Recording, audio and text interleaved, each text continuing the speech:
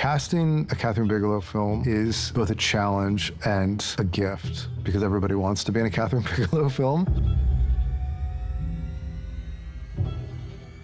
We have an incredible ensemble cast in this film. It's the largest cast I've ever personally put together. In total, I worked on about 120 roles. It's an ensemble in which every one of these actors could lead a film on their own. I think they're assembled for one reason, and that's because Kathryn Bigelow is making the movie. She's incredible at finding that actor that matches the role and helps us tell the story. Right, morning, everyone. Let's get to it. This is all of us together bringing what is the story to life.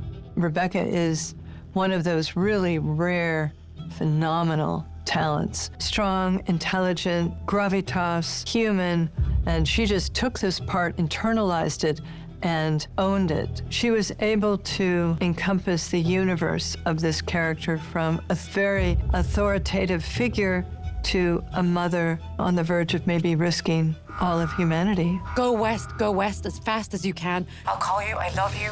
Can you kiss Liam for me? I've admired Rebecca Ferguson for many years, but I truly think this is the best performance she's ever given. She's just so subtle and real, but at the same time so poised and driven and specific. But I find her just captivating in this movie. Hello? Hello, can anyone hear me? Mr. President. This is the president. Idris was a very early thought about who to play the president. It's a very specific role to cast. He was someone that we met with on Zero Dark 30, and Kathryn has admired for a long time. Kathryn's wish for this role was to have a sense of comfort, a sense of balance. There's this moment in the film where we're in the car and he's telling me, you have to get on this call. And I just stop and I look at Jonah and I say, How old are you, man? 32, sir. Got a family? Have a wife, sir.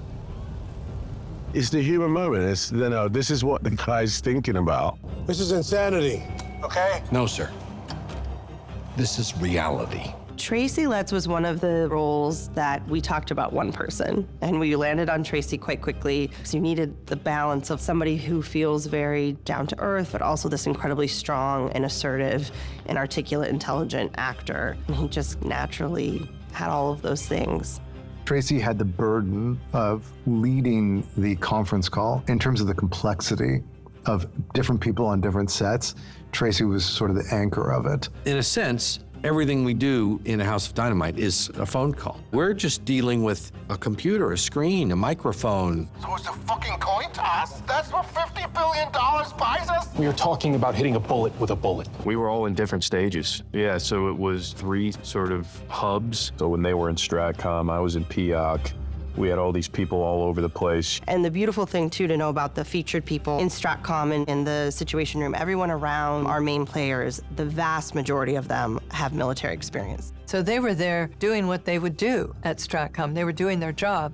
There's a military bearing that is almost unconscious. Even just the attitude of their body. Everything is specific. Jason Clarke, there's a scene where they go into PIOC, and he does not have one line of dialogue, but he's so present opposite of his colleague during this phone call. Because he has a sharpness, and he just nails everyone with a look.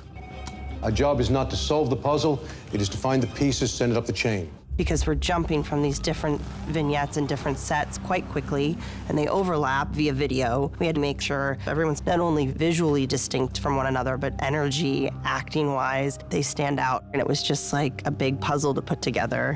Where exactly in the Pacific did the launch originate? We can't be precise, ma'am. DSP satellites missed it. You're fucking kidding. When we started talking about Greta, it just felt so natural, and she connected very deeply with the role, and that added so much to it. My family background does play into this in a surprising way because the Korean War and nuclear weapons has had a role in shaping our family. Huh? What happened? My character is a mom, like she's like with her kid on vacation. And so that was a good reminder for me as an actor to try to get a sense of the person. The human element piece of each character, I think, is the brilliance of Noah's script. If those weren't there, the audience wouldn't be able to connect. It was those tiny, nuanced moments of emotion where you do see them turn away and break down, or have a look of each other, or grab each other's hand. And those were the moments we focused on in the audition process of, like, they have to connect quickly and break your heart, but also do it in such a subtle, real way. Those moments where human life leaks out, where you get a little insight into who the person is. It's the thing I love best about the movie.